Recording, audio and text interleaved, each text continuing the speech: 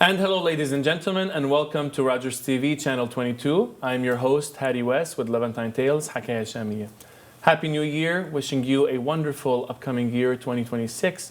May it be filled always with blessings as the year unravels. Today's tale is a journey to the world of beautiful, shiny, bright smiles. And on that topic, I have a very special guest here at the studio today with me, a registered dental hygienist, a young entrepreneur, of Syrian-Armenian origins. I am very pleased to welcome to the studio Mr. George Babik. Nice to have you. Thank you, Hadi. I would like to thank you personally, obviously, and I would like to thank Rogers TV for having me on this wonderful show. And before we start as well, I would like to thank my school that I went to. It's called Canadian National Institute of Health. They have wonderful services for the public, and I loved going to that school. So obviously this is the school where you became a registered dental hygienist. Correct, in Ottawa, Ontario. So what is exactly a registered dental hygienist do? So as registered dental hygienist in Ontario, we're regulated by CDHO. We focus mainly on delivering proper care and preventing diseases. So basically we start with cleaning teeth, taking radiographs, of course as prescribed by a dentist, because in Ontario we're still not allowed to take x-rays. We do assessments, we do a lot of stuff, and we do, our goal is to prevent a lot of diseases, as I said, for the clients.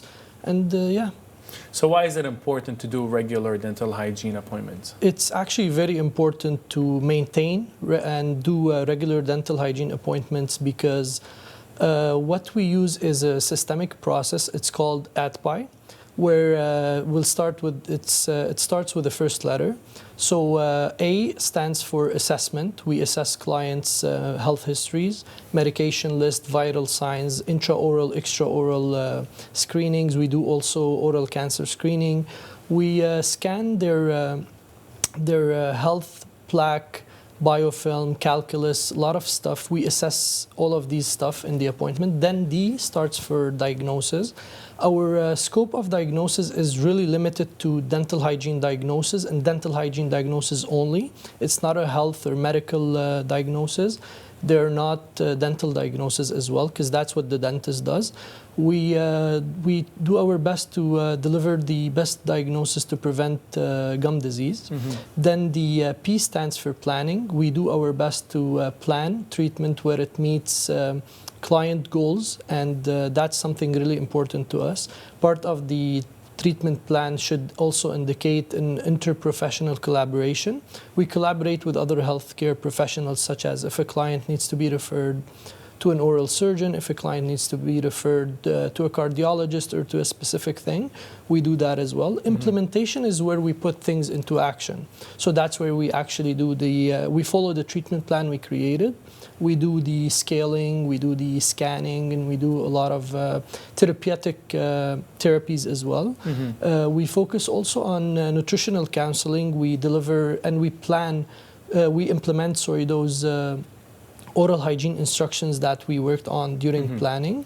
And at the end, we do our best as well to assess whatever we did. We assess the periodontal health. We assess that client goals are actually met at the end. Okay, that's good to know.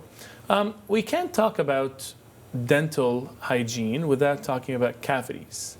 What's a dental cavity? I'm glad you asked. A lot of people ask this question on a regular basis while they're at the office. So a cavity is a hole in the tooth caused by dental caries, mm-hmm. okay?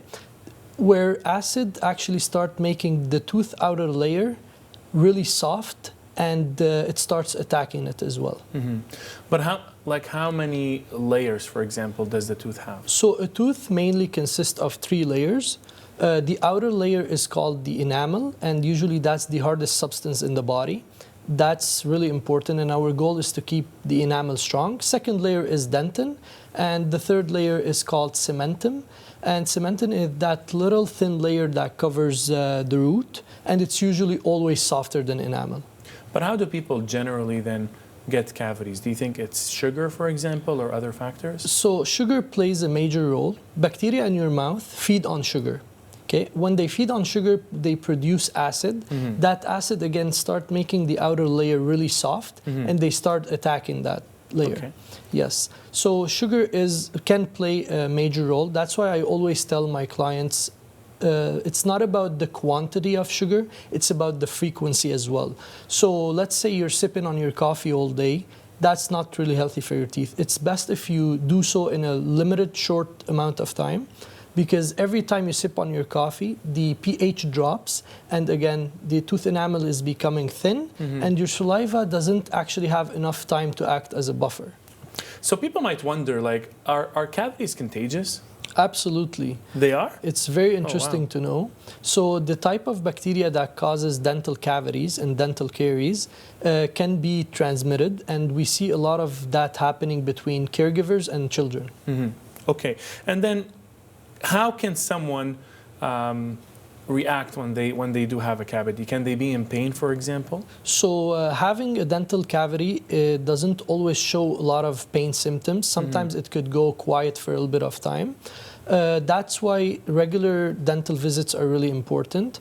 And while you're at the dentist, it's really important that if the dentist prescribes x-ray, you have to do them.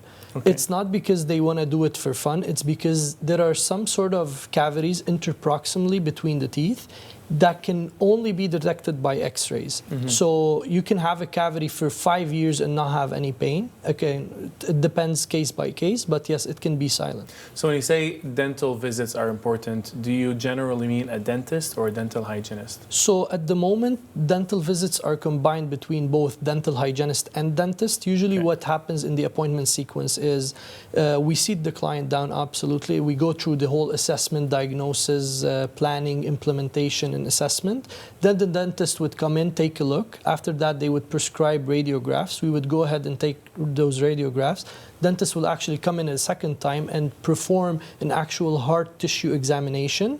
And that's how we combine both appointments. And before we do any cleaning, we always like to assess, because we just don't want to jump into the cleaning. There is a process that we have to follow as well. So it's almost never that you visit a dentist and not see a dental hygienist? It's very possible. In Ontario, we're independent.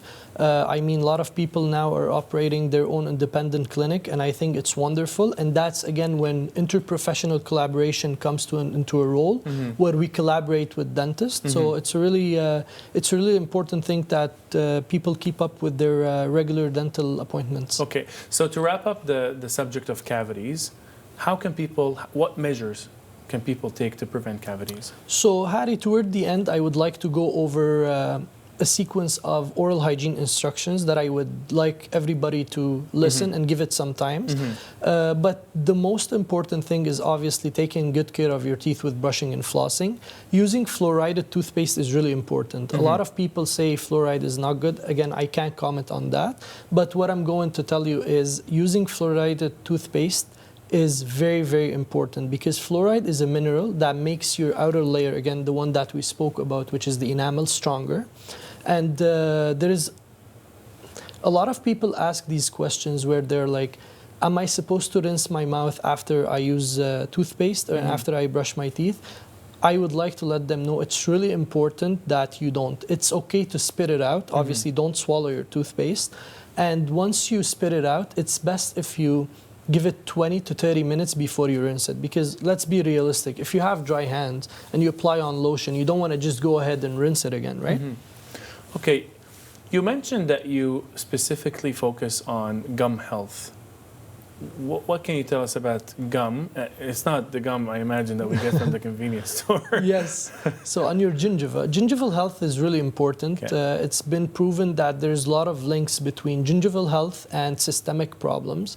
I mean, systemic problems, they could lead to heart diseases, could lead to Alzheimer's, and especially for females, they could have a lot of complications while they're pregnant if their gums are inflamed. However, gum health consists of something really important that I would like to talk about. It's called gingivitis. Okay. Gingivitis is a very serious condition if it's left untreated. It can prognose to other stuff, which we will go more in details to. Gingivitis is the inflammation of the gums, most likely caused by improper oral hygiene, okay? And the first and most important signs when your gums are bleeding while you're brushing and flossing. So this is a very important sign if that's happened. If that So you're happens. saying that bleeding while brushing and flossing is not normal? Absolutely not. What can you highlight more on that Yes. and tell us if somebody brushes and flosses their teeth regularly but they continue to bleed, what's going on? So the first sign of gingivitis, as I told you, is bleeding. So healthy gums, they don't bleed while you're brushing them and flossing them. They might like it just a little bit, but that's totally normal. Healthy gums, again, they do not bleed. And when the gums are bleeding, that means your gums are giving you a signal, a warning. Okay, I am inflamed, do something about it. Okay? And there is something that a lot of people, they don't really know at the moment, is just because of the lack of information that we have, bleeding is absent with smokers. That being said, doesn't mean absent. Okay. Smokers, most likely, they do not have bleeding gums when they brush or floss. That's because So it's good that I bleed.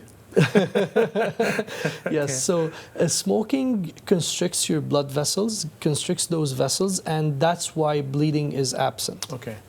And how do we generally treat gingivitis? So again, in order for us to treat any condition, we have to dig a little bit more and do our research. So the main cause is improper oral hygiene, again, infrequent brushing, infrequent flossing. Also, there is a lot of contributing factors that play a major role in this, which are smoking, stress, hormonal changes, and a lot of other systemic or medical conditions that could lead to that. However, I have really good news for you today, Hadi. Gingivitis is totally reversible if it's taken care of. Okay. Now, I'll ask two questions. First of all, if somebody thinks that they're taking the measures to brush their teeth and floss every day, but they continue to bleed, that could be related to the other factors you talked about. That's what a dental hygienist would basically uncover for them? Correct.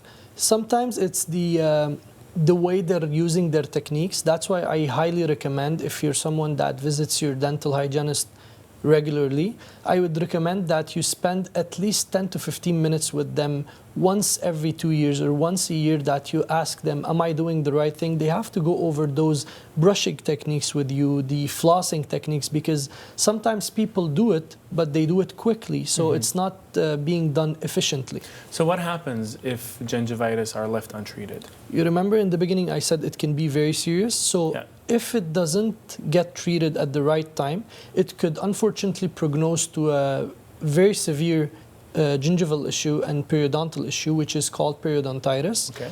And that's something you really don't want, because periodontitis is bacteria affecting the bone, affecting the teeth. And again, if you don't have healthy bone, what's going to hold that tooth? I mean, the teeth are attached to those bones with periodontal ligaments, but if you have no bone, what's going to hold those teeth, right? Okay. Does gingivitis generally affect one age group more than the other? Nope. Gingivitis usually affects all age groups, starting with children, teens, adults, and elders. There's no specific age group that get targeted by gingivitis. And then if it's not treated, you said it could prognose to what it's called? Periodontitis. Okay. Yes. And then if that's not treated as well? It could lead to tooth loss and bone loss. Okay. And that's something a lot of people, they don't think it's very serious, but in my own opinion and based on what I've seen clinically so far, it's really important. And I would recommend everyone to take really good care of their teeth, because without teeth, you actually cannot function in a way that makes your life easy. You can, I mean, yes, of course you can, but it makes your life easier that you keep them healthy. Okay. I don't know if it's related. Is it related to ice chewing, gingivitis, for example, or that's a separate matter? That's a separate matter. So a lot of people that chew on ice, actually, do you chew on ice yourself? I love it. Yeah. Yes, I you do. love ice? Okay. So they found the link between chewing on ice and iron deficiencies and anemia. So when you chew on ice, ice is usually harder than your tooth enamel. Okay, so it causes those fractures, those chips, those problems with the tooth. And our goal is to keep our enamel as healthy as possible. Okay, so in order to prevent a lot of the things that you talked about, how often, not should, no, we now established that people should regularly see a dental Yes. hygienist and a dentist, but how often should that happen? So most of the people that I see on my daily, because I work 6 days a week. I work in 3 different clinics at the moment. I see a lot of people benefiting from 6-month appointments. However, some cases are a little bit more complicated that we see, where we do more regular and more frequent intervals, such as 3-month, 4-month. Sometimes in one of the practices I work with, it's at a different location in the city, where people, they've been away from the dentist for 20 years, 30 years. That takes us more frequent appointments to get the job done. Okay, and when I say to get the job done is we can't just treat things like this. It takes time. It's a process of healing. The same way if you scratch something, it needs time to heal. Same thing with your gums, where we would see them more frequent appointments, maybe 4, maybe 5, and then we would see them after 6 weeks for reevaluation. Sometimes if gingivitis is very severe as well, a dentist or even us were allowed to prescribe antimicrobial mouth rinses that could actually help with the inflammation. Okay. Out of curiosity, because people might wonder as well, are dental hygienists registered under like a syndicate or a professional association? Yes, Hadi. Actually, in Ontario, we're regulated under College of Dental Hygiene of Ontario. Okay. So far, we have 2 more topics that we want to discuss. I wanna ask you about dry mouth. Why do people have it? So dry mouth, the medical term for it is xerostomia. We basically have dry mouth because our saliva secretion and production actually decreases, and the composition of saliva change. Saliva is really important for your teeth. It washes food debris away, it neutralizes pH, and also it works as a buffer. Okay? Okay. And then how do we manage a dry mouth then? So in order for us to manage dry mouth, again, one of the main causes that cause dry mouth is medication side effect. In order for us to manage dry mouth, we have to sip on a lot of water, stay hydrated, and this is not only for your teeth, for your whole body. And you could also chew on sugar-free xylitol products and any other products that make salivary secretion increase. Okay. Now, the next topic is bad breath. I mean, what causes bad breath overall? So again, the medical term for bad breath is halitosis. We get bad breath because on the back of the tongue there is those little small grooves. Food thrives there. Okay, once it's stuck in there, there is something called volatile compounds. They're secreted and produced, and they cause this foolish smell. Okay, and a lot of people get it. They don't know why. I mean, a lot of food also cause bad breath, such as onions, garlics, as you know. Who doesn't like a little bit of garlic with shawarma, right? Shawarma, absolutely. Okay, so now, if teeth are yellow, does it mean that they're unhealthy or that's just a temporary condition? So the color yellow does not indicate the health of a tooth. I've seen a lot of healthy teeth that are yellow, and I've seen a lot of bright white shining teeth that are unhealthy.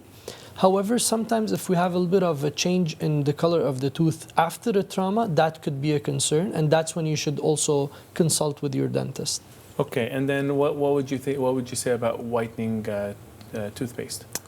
Whitening toothpaste, Hadi, I can't really comment on it, but I would tell you what's my personal opinion, what I would do.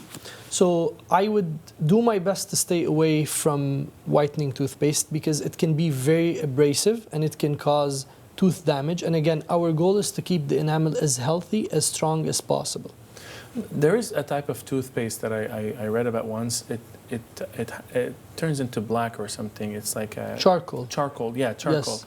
I would stay away from that as much as possible. Okay, so it's just like ads and you know. Again, I can't really comment on their product because I have to see the manufacturer instructions and I have to see what's the actual chemical compound in it. But in my own opinion, and again, me personally, I would do my best to stay away from any charcoal, any abrasives that, again, can cause these little fractures on the enamel. Okay. Now, I want to ask you a question. I mean, it's related a lot to culture sometimes. It's related a lot to care. And I don't mean any disrespect in it because it definitely comes from a place of people caring for each other. Like parents sometimes, you know, you'll say that you have, you know, some pain in your gum. And they'll be like, yeah, rinse your mouth with water and salt, for example, or mouthwash. What do you think about this? Are these fallacies or are they correct?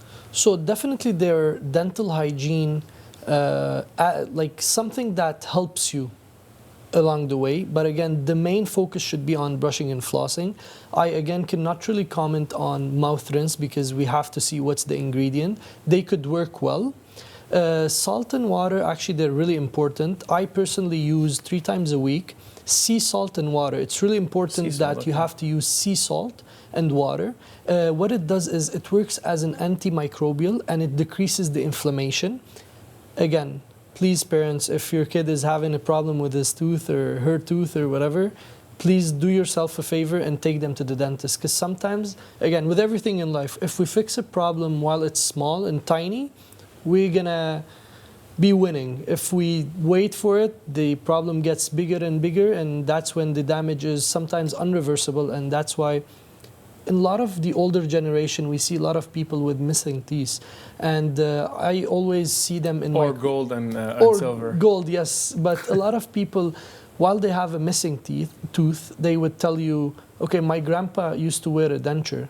But the problem is your grandpa maybe did not have the proper education, but you today, you're living in a very fast world where you could reach any type of information you want.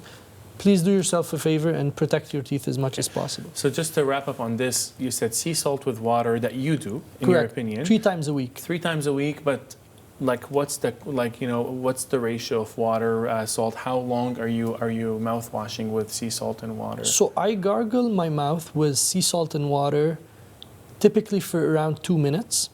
I personally have really sensitive teeth. I've been working on this issue for long, and that's just how my teeth are. I use around 100 ml of warm water with a teaspoon of sea salt. I mix it well and I gargle with it for 2 minutes. I mean, my gums are pretty healthy in my own opinion. I would like to think so. Might be a naive question, but after you're done gargling and you're done, okay, do you just keep, it might give a salty taste in your mouth. Do you rinse your mouth one last time with water, or that undoes the impact? Or I do my best to not rinse with water because, again, you remember the lotion topic we spoke about? Same thing. We want to keep that little salt, whatever is stuck to the gum, do the job, right? Mm-hmm. And things take time sometimes. Okay. We're nearing the end of our show. We have about 5 minutes. And I just want to ask you, we've discussed everything, we discussed gingivitis, bad breath. We discussed what is it called, dry mouth. A lot of other issues, cavities. Overall tips that you can enlighten us with to prevent all of the aforementioned issues. Again, during the whole interview, we've been using very simple language. I would like to keep it really simple. So, as a lot of audience know, we have 24 hours in our day. We do our 8 hours of sleep, 8 hours of work, we have some fun. You only need approximately 8 minutes to protect this beautiful smile, okay? So we'll start off very simple, as I said, with brushing. Please do not brush with a hard toothbrush, okay? Please change your toothbrush every 3 months. Please keep your toothbrush away from the washroom, because aerosols and bacteria and all of that, they stick on the brush. You could also rinse your toothbrush with warm water before you use it for approximately 30 seconds. The motion of the brushing should be really gentle because aggressive brushing could lead to gingival recession, and that's something you really don't want. It's a whole different topic. I'm sure I'm going to be here again, Hadi, and I'm sure I'm going to talk a lot about You are, of course. About this. When it comes to choosing your toothbrush, a lot of people would ask me, do you prefer electric? Do you prefer manual toothbrush? I cannot comment on that, but me personally, I use an electric toothbrush, okay? Very gentle, 2 minutes per day with a fluoride toothpaste, okay? Second, I would like to talk about flossing. Flossing is really important. So, what happens in your mouth if you eat a meal and you don't brush your floss? Same thing. Would you eat greasy chicken with your hand and just go to bed without washing your hands? You can't do that, right? So when food is left between the teeth, bacteria makes those channels, okay? So bacteria are really good at communication. They communicate, they make this little chain to make a colony, and they start communicating, come here, we have a lot of food, we're gonna have a lot of fun. Flossing is the only thing, again, you cannot use a mouth wash. You cannot use a water flosser instead of floss. You actually need the physical flossing. The technique is called C-shaped flossing. I would highly recommend you go on YouTube and check it out by a dental professional, not an influencer. I would recommend you ask your dental hygienist about it as well. So you need that mechanical friction between the floss, tooth, and the bacteria to cut those chains. Okay? We spoke also about halitosis, which is bad breath. I would highly recommend twice a day as well, you brush your tongue with your toothbrush. Okay? And then there is those tongue scrapers that you could buy. I mean, you've always see them at Shoppers or wherever you go at drugstores. You should use that. Some people have gag reflex issues, and that makes it a little bit difficult, and I'm one of them. But I still do my best to clean my tongue, clean those little coat on the tongue, because it's bacteria at the end, right? Yeah. And so this is the topic that I always tell people: 8 minutes, 2 minutes in the morning of brushing, 2 minutes of flossing, and the tongue scraping. You should be all good. Don't go with a lot of these chemicals. In today's date, the market is unfortunately really willing to make money off of clients, and you would walk to a place, this toothpaste is doing great job, this is the most wonderful, this is the toothpaste that 99% of the dentists recommend. So do your best to stay simple, brush, floss, use a tongue scraper, and that's all you're gonna have to do to keep those teeth. And please also go visit your dental hygienist. Okay, that's great to know. Thank you very much. We have 1 more minute. What's next for George? So what's next? I have a really big thing coming up. I'm currently working on a really nice thing for Ottawa. People of Ottawa, please stay tuned. Something really nice is going to happen in the next upcoming 12 months. 12 months, okay. Sounds exciting. I'm sure we will have another discussion to go over. Absolutely. Best of luck. Final words?